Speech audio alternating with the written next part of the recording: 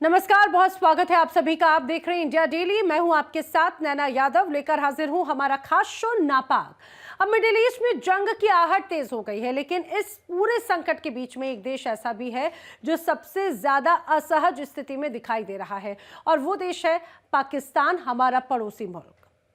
पाकिस्तान जो कंगाली की पूरी कगार को भी पार कर चुका है। पाकिस्तान जो इन दिनों एक के बाद एक समस्याओं में फंसता जा रहा है। दुनिया में तीसरे विश्व युद्ध का खतरा है, और उसी बीच अब पाकिस्तान के वजूद का सवाल खड़ा हो रहा है। दरअसल मामला महायुद्ध में पाकिस्तान की भूमिका और उसकी चालाकी का है, जिसमें पाकिस्तान खुद ही उलझता नजर आता है। ये पूरा मामला क्या है वो तो बताएंगे, लेकिन आपको बताएंगे कैसे टीटीपी ने पाकिस्तान को हैरान परेशान कर दिया, कैसे शहबाज शरीफ और मुनीर अब इधर से उधर दौड़ लगा रखे हैं। ईरान और सऊदी अरब के बीच में बढ़ता टकराव अब सिर्फ क्षेत्रीय मुद्दा नहीं रह गया, बल्कि पूरी दुनिया की निगाहें इस पर टिकी हुई हैं। इस तनाव के बीच में एक और सवाल चर्चा में आ गया, और वो सवाल पाकिस्तान की भूमिका को लेकर है। दरअसल साल 2025 में पाकिस्तान और सऊदी अरेबिया के बीच में एक स्ट्रैटेजिक म्यूचुअल डिफेंस एग्रीमेंट हुआ था, और इस समझौते के अनुसार अगर किसी एक देश पर हमला होता है तो उसे दोनों देशों पर हमला माना जाएगा। लेकिन जब सऊदी अरब और ईरान के बीच में तनाव बढ़ रहा है, तब पाकिस्तान की भूमिका पर भी सवाल उठने लग गए हैं। देखिए रिपोर्ट।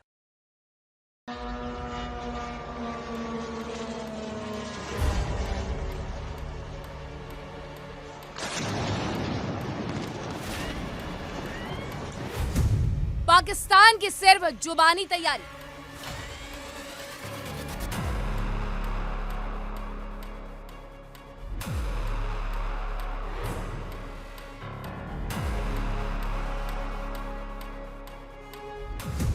सऊदी परवार, पाकिस्तान लाचार।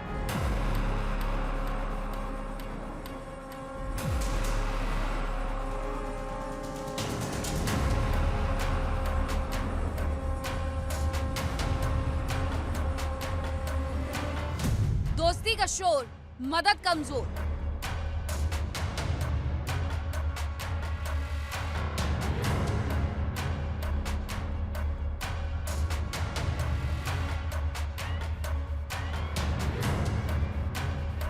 मध्य पूर्व में तनाव चरम पर है।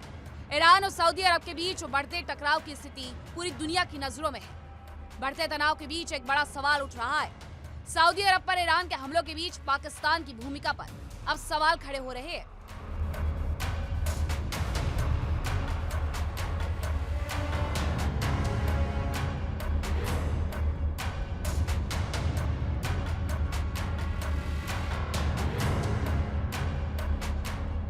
साल 2025 में पाकिस्तान और सऊदी अरब के बीच हुआ स्ट्रेटेजिक म्यूचुअल डिफेंस एग्रीमेंट अब चर्चा के केंद्र में है। इस समझौते के मुताबिक अगर किसी एक देश पर हमला होता है तो उसे दोनों देशों पर हमला माना जाएगा। लेकिन जब सऊदी अरब पर हमले हो रहे थे तो पाकिस्तान की तरफ से सिर्फ बयानबाजी ही देखने को मिल रही है।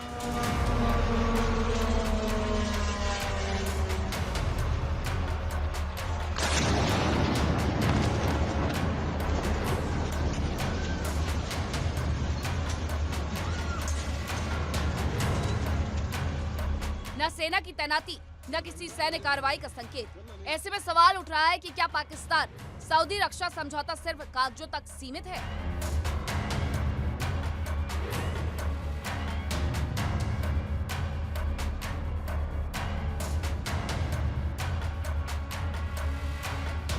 इस संकट के बीच पाकिस्तान की चुप्पी चर्चा का विषय बन गई है। पिछले साल सितंबर में पाकिस्तान और सऊदी अरब के बीच हुआ स्ट्रेटेजिक म्यूचुअल डिफेंस एग्रीमेंट अब सवालों के घेरे में है। इस समझौते के तहत साफ तौर पर कहा गया था कि अगर किसी एक देश पर हमला होता है तो उसे दोनों देशों पर हमला माना जाएगा। लेकिन अब कंगाल पाकिस्तान बीच में फंस गया है।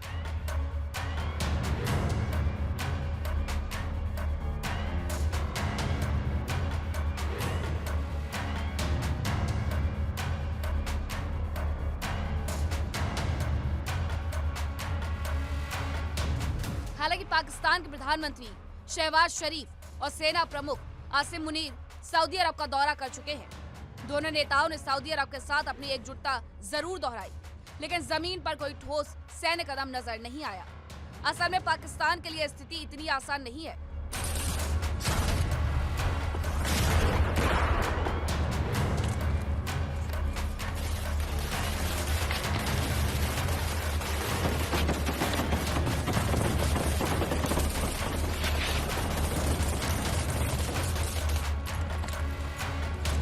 एक तरफ सऊदी अरब उसका करीबी सहयोगी है, तो दूसरी तरफ उसका पड़ोसी ईरान भी उसके लिए अहम है।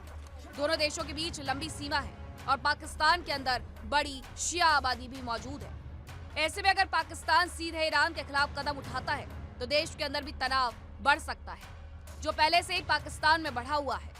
इसके अलावा पाकिस्तान की आर्थिक स्थिति भी बेहद कमजोर है, जो पहले से ही पाकिस्तान के आवाम के लिए एक संकट की घड़ी है। देश पहले से ही आर्थिक संकट से जूझ रहा है।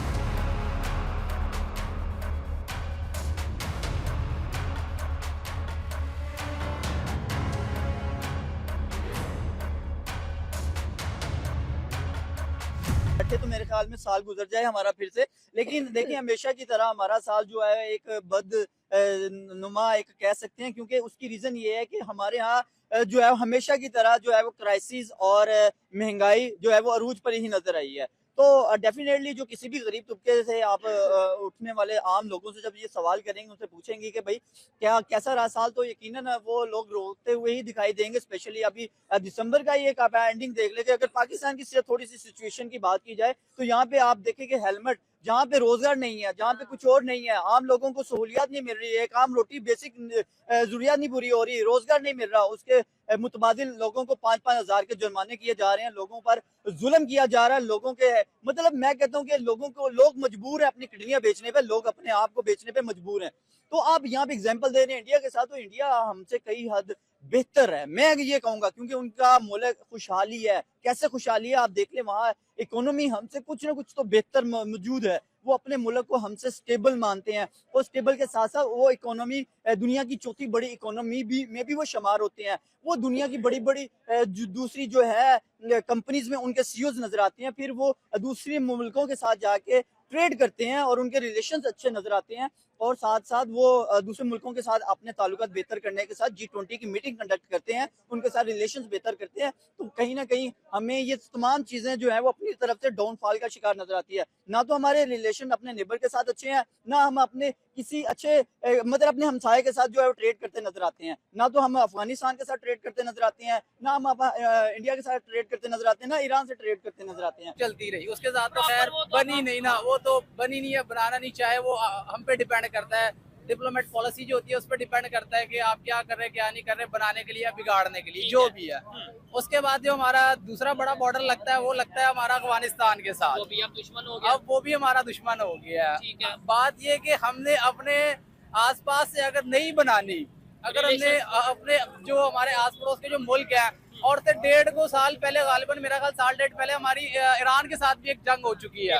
हमने ईरान में भी जो है ना स्ट्राइक कर चुके हैं हम ईरान के ऊपर भी। हमने अब रह गया चाइना।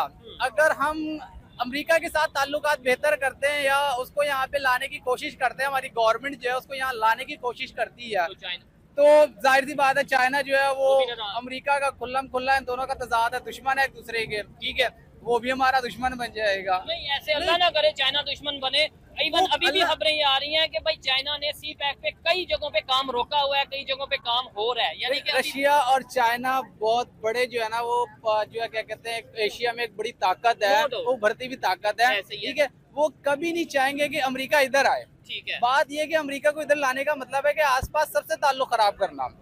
रशिया भी हमारे हमसाये में ही आता है, बेसिकली एशिया में ही आता है ना। सही है, लेकिन उसकी इंडिया के साथ रिलेशन जरा बेहतर है कंपेयर टू पाकिस्तान। उनकी डिप्लोमेट पॉलिसी है ना, वो तो उनकी डिप्लोमेट पॉलिसी है कि उनके आपस के ताल्लुकात बेहतर है। वो जरा अमेरिका के प्रेशर में नहीं आया है, उसने जरा अपने ताल्लुकात बेहतर रखे हैं, ऑयल भी लिया है, गैस भी ले रहा है। ट्रंप ने अभी उसके ऊपर बड़ा प्रेशर भी डाला था नरेंद्र मोदी पे कि आपने जो है ना बिल्कुल किसी किस्म की जो है उसके साथ लेन देन नहीं करनी है, वरना हम आप पे टैक्स लगा रहे हैं। वो लगा भी दिया, 50% टैक्स लगा, हाँ, लेकिन उसने कहा मैं लूंगा तेल। ठीक है, हमें भी ये करना चाहिए था। हम जो इतना दूर से जो हम पेट्रोल ले रहे हैं सऊदी से, कोई इसमें शक वाली बात नहीं कि सऊदी अरब से हमारे ताल्लुकात बहुत अच्छे हैं, तो इसमें कोई ऐसी बात नहीं। लेकिन जाहिर सी बात है एक चीज हम इतनी दूर से लेके आ रहे हैं कि हमारे को जो है हमारे पास से मिल सकती है, गैस भी मिल सकती है, ईरान से भी मिल सकती है और रशिया से भी मिल सकती है, तेल भी मिल सकता है, लेकिन हम फिर भी इतना दूर से ले रहे हैं जबकि 2 मुल्क हमारे साथ ही बैठे हुए हैं। ठीक है, हमारे अमेरिका पड़ोस में का बैठे हैं। प्रेशर है ना, फिर वो- अमेरिका का दबाव लेकिन है। यही बात है ना, इंडिया ने प्रेशर नहीं लिया है, इंडिया जो है वो ले रहा है, अपनी लेन देन उसने रखी हुई है। रशिया से भी, हाँ, ईरान से हमने भी। प्रेशर लेके जो है ना ये क्या कहते हैं, ये भी नहीं लिया, जो हमने जो गैस तेल थी वो भी नहीं लिया। उसके बाद जो हमने, मेरा ख्याल है ये अमेरिका को खुश करने के लिए हमारी गवर्नमेंट जो है ना, इसी ने अफगानिस्तान पे चढ़ाई की है।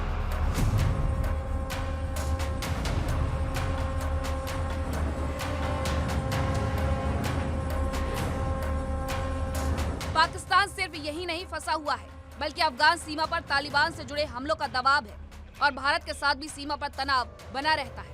ऐसे हालात में पाकिस्तान किसी बड़े सैन्य टकराव से उलझने से बचता नजर आ रहा है।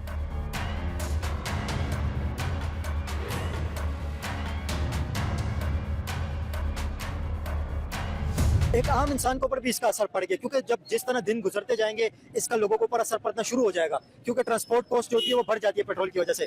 क्या समझते हैं, क्या कहेंगे इसके ऊपर? देखिए, सबसे बड़ा मसला ये है कि पाकिस्तान में इन्फ्लेशन एक तवील अरसे से सबसे बड़ा मौजू है और उसकी वजह सिर्फ कई सालों से ये चीज। हाँ, और ये आजकल इस मुल्क का सबसे बड़ा इशू है और उसको एड्रेस करना चाहिए। स्टेट बैंक के अदाद-ओ-शुमार कुछ और कहते हैं और ग्राउंड रियलिटी कुछ और है। ब्यूरो ऑफ स्टैटिस्टिक्स के अदाद-ओ-शुमार कुछ और कहते हैं और आम आदमी की खरीदो फरोख्त में आने वाली मुश्किलात कुछ और हैं और हुकूमत माँ सिवाय दामों के अलावा कुछ नहीं कर रही। और सबसे बड़ा फैक्टर कराची में रहने वालों को जो सबसे पूरे बड़ी, पाकिस्तान की बात। अगर मैं कराची की बात करूं तो कमिश्नर कराची की जो कायम करदा प्राइस कंट्रोल कमेटियां हैं वो सारा साल फाल होने की बातें जरूर की जाती हैं, मगर माह मुबारक में भी हम उनको मुतहर्रिक नहीं देखते। नजला गिरता है गरीब की गर्दन पतली है।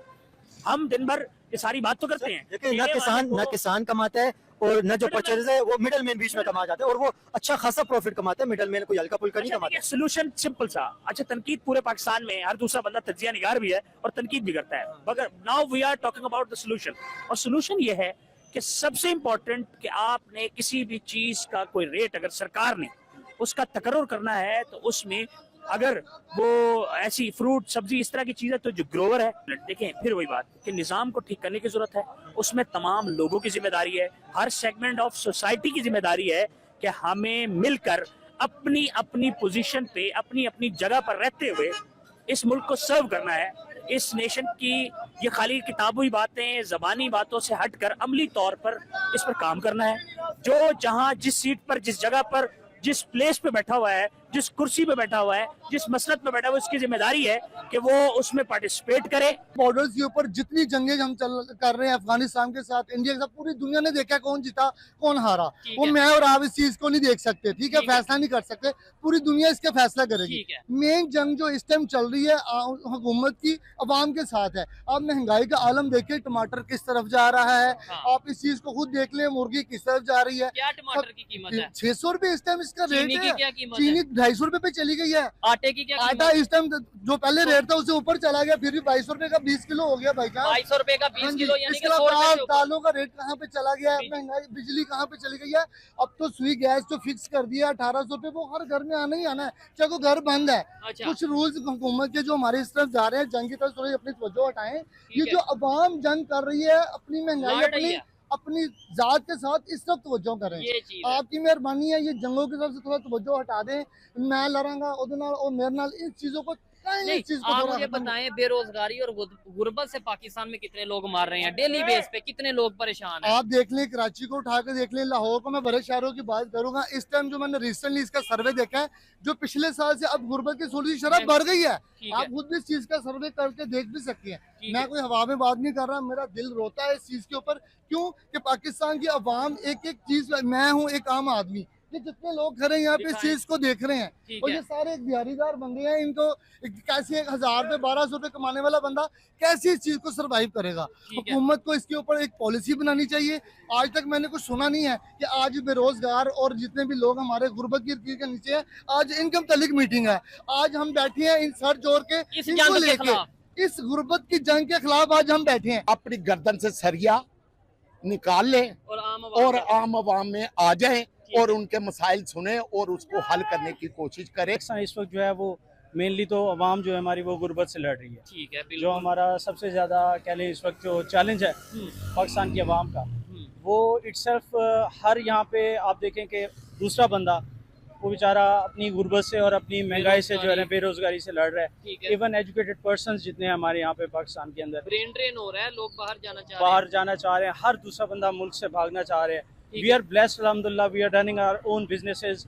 सो आई नो मेरे पास वो मेरी यूनिवर्सिटी के वो फेलोज जिनके CGPA 4.4 थे, पता नहीं 4.0 सॉरी 4 थे, 4 में से 4 थे। वो बेचारे आ रहे हैं और वो कह रहे हैं कि हमें जॉब दे दें। ठीक और है, हम बैक बेंचर्स वो थे जो 2.5 वाले थे। लेकिन आपने माइंड यूज किया ना, आप बिजनेस की तरफ आए। नहीं, कुछ होता है ऑब्वियसली कि आपके कुछ वसाइल होते हैं लोगों के, कोई अपना बिजनेस करके अपने आप को स्टेबल कर लेता है, लेकिन जिसके पास कुछ नहीं है पाकिस्तान के अंदर, एजुकेशन उसकी वो भी उसकी स्टैंड आउट नहीं कर रही।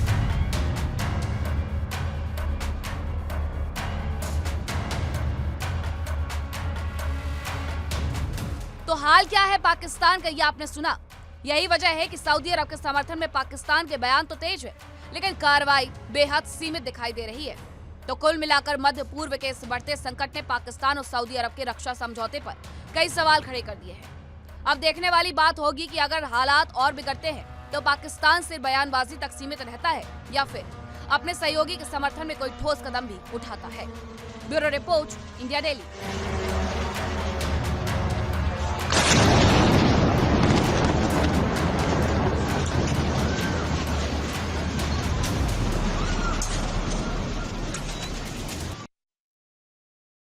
मिडिल ईस्ट में जंग की आहट तेज हो रही है, लेकिन इस पूरे संकट के बीच में एक देश ऐसा भी है जो सबसे ज्यादा असहज नजर आता है, वो है पाकिस्तान। एक तरफ सऊदी अरब से दोस्ती निभाने का दबाव क्योंकि डिफेंस पैक्ट है, दूसरी तरफ पड़ोसी ईरान से रिश्ते बिगाड़ने का डर।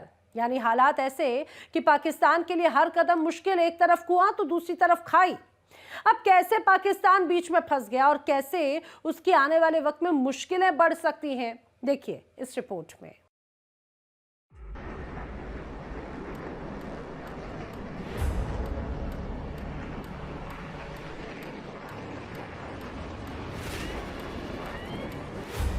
मिडल ईस्ट में बढ़ते तनाव के बीच पाकिस्तान की मुश्किलें भी बढ़ती दिखाई दे रही हैं।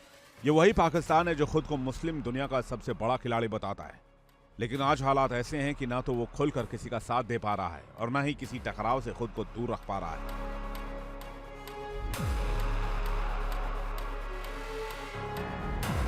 टीटीपी और पाकिस्तान का तनाव भी अब चरम पर है। ऐसे में शहबाज और मुनीर के हाथ में पहले से तो कटोरा है ही, और अब आसमान में हमलों का खतरा भी बढ़ गया है।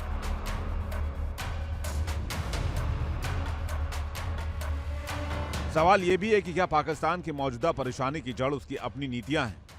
क्या प्रधानमंत्री शहबाज शरीफ और सेना प्रमुख आसिम मुनीर के नेतृत्व में लिए गए फैसले अब पाकिस्तान के लिए नई मुसीबत बन चुके हैं? पिछले साल पाकिस्तान और सऊदी अरेबिया के बीच स्ट्रेटेजिक डिफेंस समझौता बड़ी बड़ी उम्मीदों के साथ पेश किया गया था। असल में पाकिस्तान खुद कई मोर्चों पर दबाव में है। देश गंभीर आर्थिक संकट से जूझ रहा है, अंदरूनी सुरक्षा चुनौतियां बढ़ रही हैं और सीमाओं पर लगातार तनाव बना हुआ है। यही वजह है कि आज पाकिस्तान एक ऐसी स्थिति में दिखाई दे रहा है जहां उसके बयान तो बड़े हैं लेकिन कार्रवाई बेहद सीमित। दावा वैश्विक भूमिका की, लेकिन हकीकत में बढ़ती मजबूरियां। ऐसे में पाकिस्तान के लिए किसी बड़े सैन्य टकराव में कूदना आसान नहीं है और अब पाकिस्तान फंस चुका है। पाकिस्तान ने सऊदी अरब से गुजारिश की कि आप अपनी एयर स्पेस ईरान के खिलाफ इस्तेमाल ना होने दें। ईरान से गुजारिश की कि आप सऊदी अरब पर हमले ना करें, लेकिन अनफॉर्चुनेटली अभी तक सऊदी अरब पर हमले बंद नहीं हुए। अभी हाल ही में कुछ ड्रोन जो हैं उनके ज़रिए सऊदी अरब की जो तेल की तनसीबात हैं, ऑयल रिफाइनरीज हैं, उन पर हमले किए गए हैं। अब ईरान का दावा है कि ये हमले हमने नहीं किए, लेकिन सूरत हाल अभी क्लियर नहीं है। तो इस सिलसिले में ईरान को ये यकीन दिलाना होगा कि वो सऊदी अरब पर मजीद हमले नहीं करेगा, क्योंकि अगर ईरान की तरफ से सऊदी अरब पर हमले बंद ना किए गए और सऊदी अरब ने अपनी एयर स्पेस भी इस्तेमाल करने की इजाज़त नहीं दी, तो सऊदी अरब का मौक़िफ़ यह है कि अब हम अपनी एयर स्पेस इस्तेमाल करने की इजाज़त नहीं दे रहे। तो अगर इसके बावजूद ईरान की तरफ से हमले बंद ना हुए तो फिर पाकिस्तान के लिए बड़ी मुश्किल हो जाएगी। ये बड़ी इस वक्त एक ट्रिकी सिचुएशन है। सुना आपने पाकिस्तान के वरिष्ठ पत्रकार हामिद मीर को, जो खुद बता रहे हैं कि पाकिस्तान सरकार खुद ही फंसती जा रही है। उन्होंने दावा किया कि पाकिस्तान की अपील पर सऊदी अरब ने ध्यान नहीं दिया और अमेरिका को ईरान पर हमले के लिए अपना एयर स्पेस इस्तेमाल करने की इजाजत दी।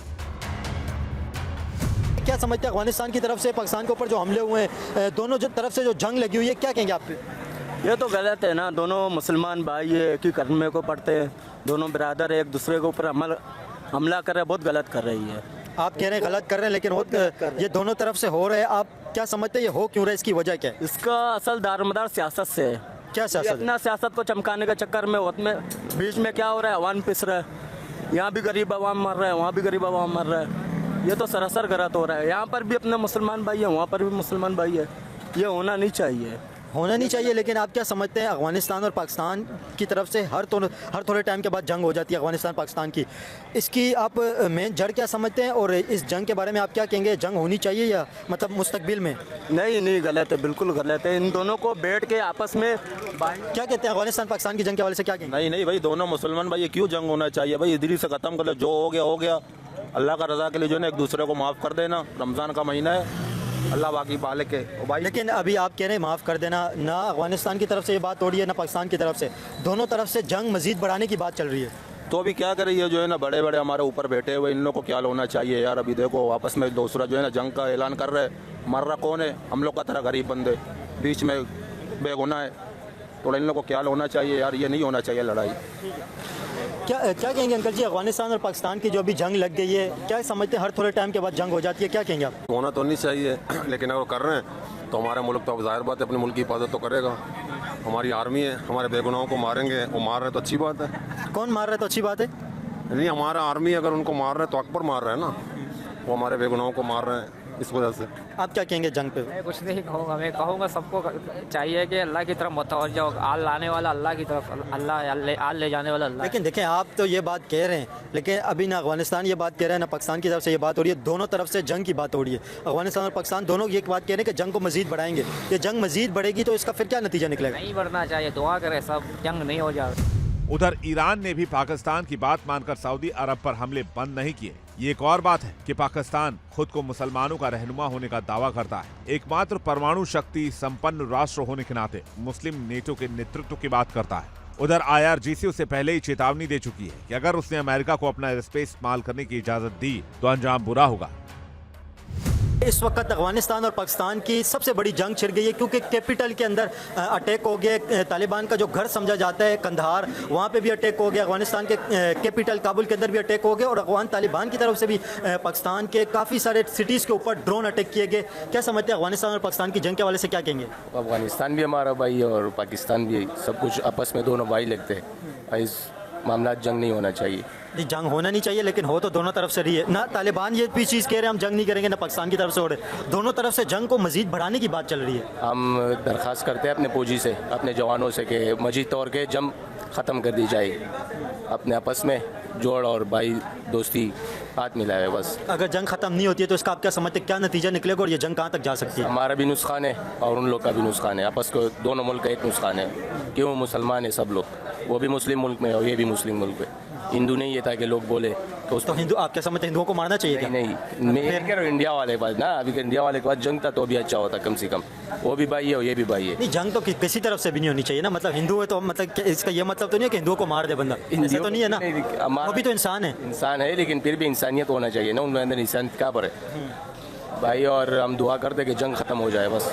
अगर जंग ख़त्म नहीं होती है फिर आप क्या समझते हैं इसका क्या नतीजा निकलेगा? पाकिस्तान और अफगानिस्तान के ऊपर इसका क्या असर पड़ेगा? असर दोनों मुल्क पे पड़ेगा। हम भी मुस्लिम है और भी मुस्लिम है, अभी जो मुस्लिम ठीक है, मुस्लिम है वो तो सबको पता है, मुसलमान ही है, लेकिन इसका असर क्या पड़ेगा? असर ये पड़ेगा उनका भी नुकसान होगा, जवान मरेगा, और हमारा भी नुकसान है, जवान मरेगा, एक दोनों तरफ। तो अभी भी मर रहे हैं? अभी भी मर रहे हैं, लेकिन हम दुआ अल्लाह पाक से करेंगे कि जल्द से जल्द ख़त्म हो जाए। तो क्या समझते हैं इसमें गलती किसकी, अफगानिस्तान या पाकिस्तान? बस क्या करें यार, गलती तो हमारे मुल्क को है, जवान शुरू किया हुए पहले। सितंबर 2025 में दरअसल पाकिस्तान ने सऊदी अरब के साथ में एक डिफेंस पैक्ट किया, एक समझौता किया और उस समझौते में यह तय किया कि दोनों देशों में से किसी पर भी अगर हमला होगा तो वो दोनों देशों पर माना जाएगा। यानी अगर पाकिस्तान पर कोई हमला करेगा तो यह माना जाएगा सऊदी अरब पर हमला हुआ और सऊदी अरब भी जवाबी कार्रवाई में उसका साथ देगा।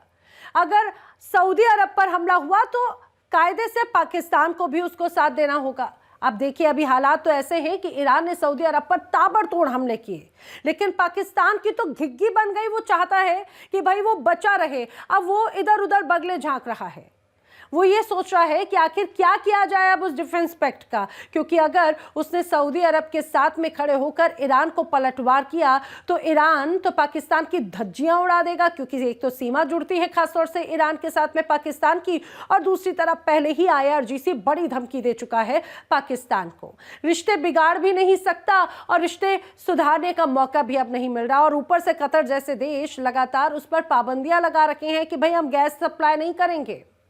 अब ऐसे में घर में भी चारों तरफ से पाकिस्तान घिरता हुआ नजर आता है। यही वजह है कि उसकी कमजोर नीतियां उसे पनपने नहीं दे रही, और कमजोर नीतियां बनाने वाले हैं यहाँ के हुक्मरान।